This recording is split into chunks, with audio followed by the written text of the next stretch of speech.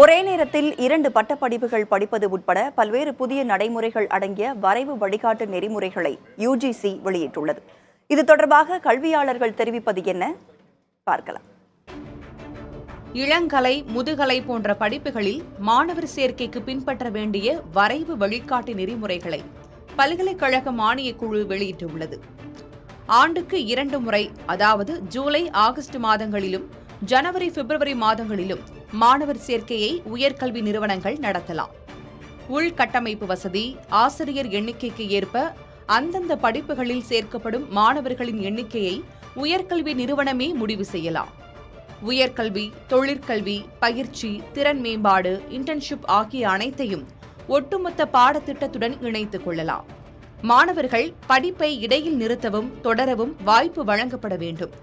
இளங்கலை பட்டப்படிப்பு அல்லது ஒருங்கிணைந்த இளங்கலை மற்றும் முதுகலை படிப்பில் சேர +2 தேர்ச்சி பெற்றிருக்க வேண்டும். +2வில் அறிவியல், கணிதம், வணிகவியல் என எந்த பாடப்பிரிவை தேர்வு செய்திருந்தாலும் விரும்பிய பட்டப்படிப்பில் சேரலாம். இதற்காக தேசிய அல்லது பல்கலைக்கழக அளவில் நடத்தப்படும் நுழைவுத் தேர்வில் தேர்ச்சி பெற்றால் போதும். உயர்கல்வி நிறுவனங்களில் போதிய கல்வி அடிப்படை வசதி இருந்தால் இளங்கலை, முதுகலை படிப்பில் குறிப்பிட்ட எண்ணிக்கையில் மாணவர்களை நேரடியாக 2ஆம் ஆண்டில் சேர்த்துக் கொள்ளலாம். ஒரே நேரத்தில் இளங்கலையில் 2 பட்டப்படிப்புகளையும் முதுகலையில் 2 படிப்புகளையும் படிக்கலாம்.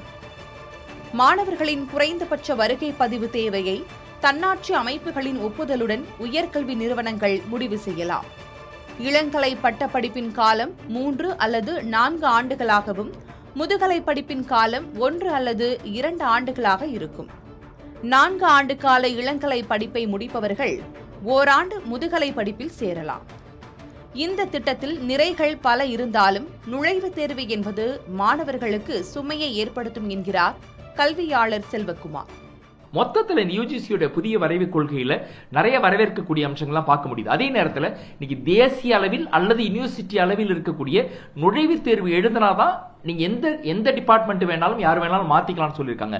திரும்பவும் ஒரு நுழைவுத் தேர்வு என்கிற ஒரு கட்டாயம் திணிக்கப்படுமையானால் நிச்சயமாக கிராமப்புற மாணவர்களுக்கான சுமையாக தான் மாறும்.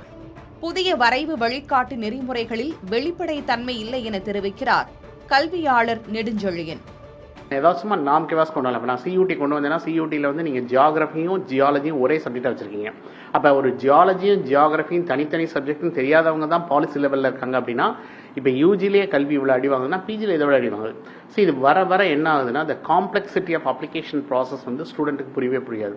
அண்ட் எல்லாமே ஆன்லைனில் கொண்டு வரும்போது மாணவர்களுக்கு வந்து அதுவும் குறிப்பாக கிராமப்புற மாணவர்கள், ஃபர்ஸ்ட் ஜென்ரேஷன் லேர்னர்ஸ், இந்த மாதிரி இன்ஃபர்மேஷன் தெரியாத மாணவர்கள் வந்து இது வெகுவாக பாதிக்குது.